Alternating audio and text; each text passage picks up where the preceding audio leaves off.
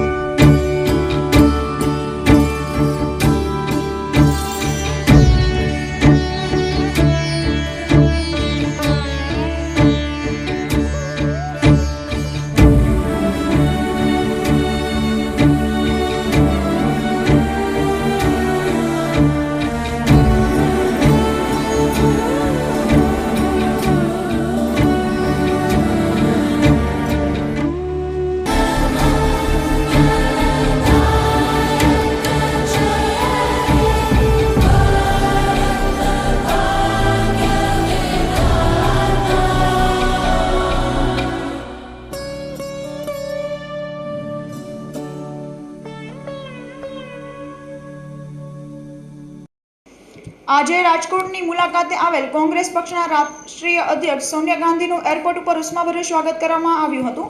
સોનિયા ગાંધી નિર્ધારિત સમય મુજબ સ્પેશિયલ ઓર્કેસ્ટ્રા રાજકોટ એરપોર્ટ ખાતે સવારે આવી પહોંચતા ગુજરાત પ્રદેશ કોંગ્રેસ પ્રમુખ અર્જુન મોઢવાડિયા, શક્તિસિંહ ગોહિલ, કેન્દ્રીય મંત્રી દિનેશા પટેલ, તુષાર ચૌધરી, સાંસદ વિઠ્ઠલ રાદડિયા, કુંવરજીભાઈ બાવળિયા, રાજકોટ જિલ્લા કોંગ્રેસ પ્રમુખ ગરદીન ધામેલિયા, શહેર કોંગ્રેસ પ્રમુખ જસવંતસિંહ ભટ્ટી સહિતના કોંગ્રેસ નેતાઓએ ભાવભર્યું સ્વાગત કર્યું હતું। સોનિયા ગાંધીએ કબા ગાંધીના ડેલા અને રામકૃષ્ણ આશ્રમની મુલાકાત લીધી। રાજકોટની મુલાકાતે આવેલા કોંગ્રેસ પક્ષના વડા સોનિયા ગાંધીએ કબા ગાંધીના ડેલાથી મુલાકાત લીધી હતી। બચપણમાં મહાત્મા ગાંધીજીએ જ્યાં દિવસો પસાર કર્યા હતા તે ડેલાની મુલાકાત લઈ શ્રીમતી સોનિયા ગાંધી પ્રભાવિત થયા હતા। ત્યાર પછી ડોક્ટર યાજ્ઞિક રોડ ઉપર આવેલા રામકૃષ્ણ આશ્રમની પણ મુલાકાત લીધી હતી। રામકૃષ્ણ આશ્રમમાં સોનિયા ગાંધીએ દર્શન પૂજાનો લહાવો લઈ ધન્યતા અનુભવી હતી। રામકૃષ્ણ આશ્રમના સ્વામી સર્વસ્તાનંદજીએ સોનિયા ગાંધીને મોમેન્ટો અર્પણ કર્યો હતો।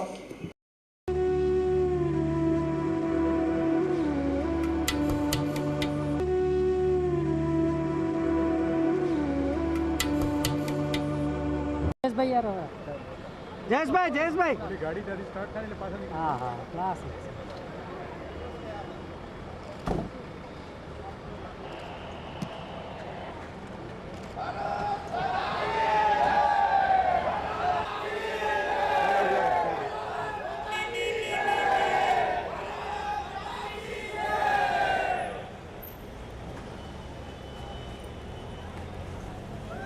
રાજકોટની ત્રણ કલાની ટૂંકી મુલાકાતે આવેલ સોનિયા ગાંધીએ બાલભવનની પણ મુલાકાત લીધી હતી। બાલભવનમાં સોનિયા ગાંધીએ આંબાના ઝાડનું વૃક્ષારોપણ કર્યું હતું।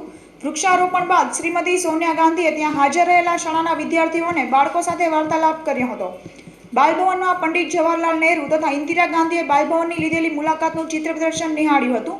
બાદમાં બાળ પુસ્તકાલયની મુલાકાત પણ લીધી હતી। અત્રે ઉલ્લેખનીય છે કે બાલભવનના પટાંગણમાં જવાહરલાલ નહેરુએ આંબાનું વૃક્ષ વાવેલ તેની બાજુમાં સોનિયાજીએ આંબાનું વૃક્ષ રોપણ કર્યું હતું।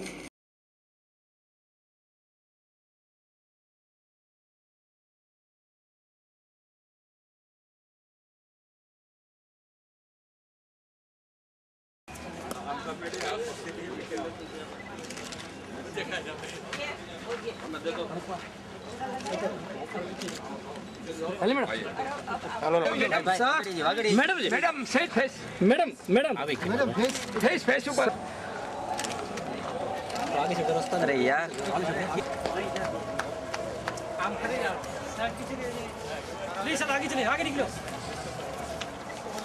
વિરોધીઓને રાજકોટમાં જડબાતોડ જવાબ આપતા સોનિયા ગાંધી।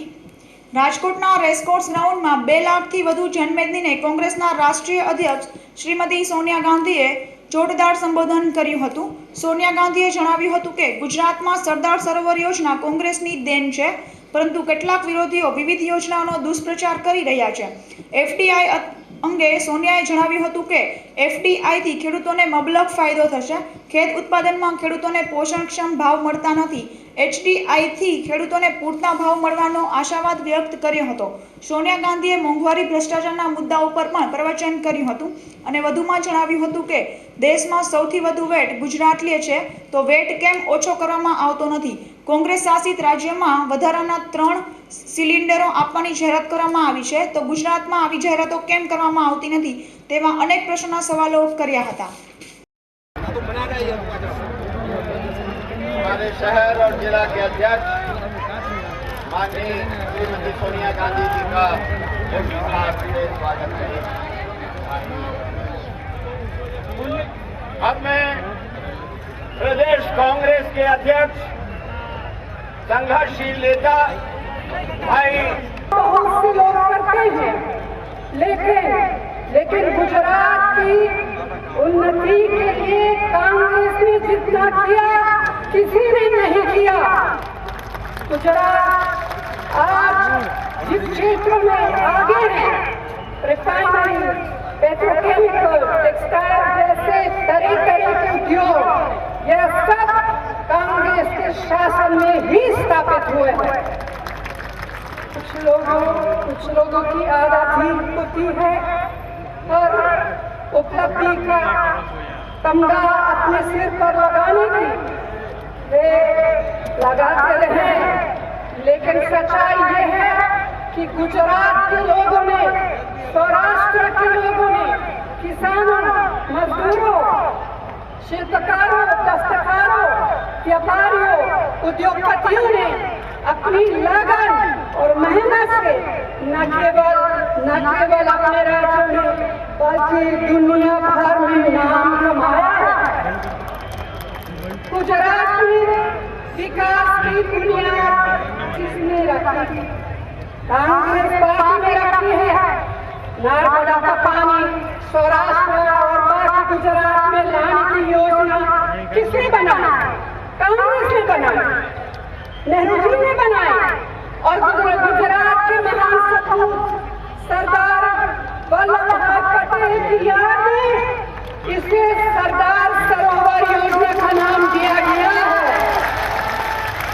और मैं ये पूछना चाहती हूँ कि यह महत्वपूर्ण योजना किस लिए बनाए गए हैं? इसलिए कि लोगों को, खासकर हमारे किसान भाइयों को इसका फायदा मिले।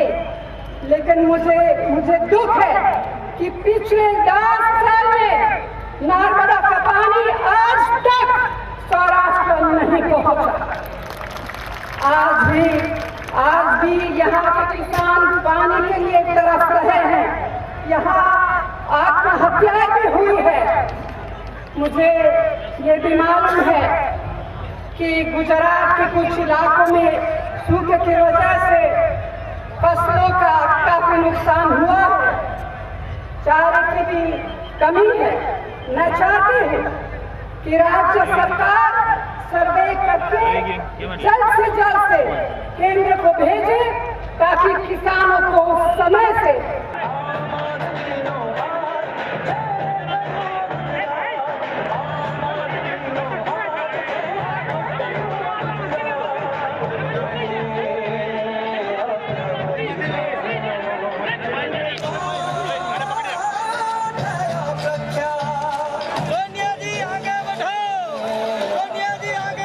સોનિયાની સભા હાઉસફુલ. ચિક્કાર ચણમેદનીથી રેસકોર્સનું ગ્રાઉન્ડ ટૂંકું પડ્યું.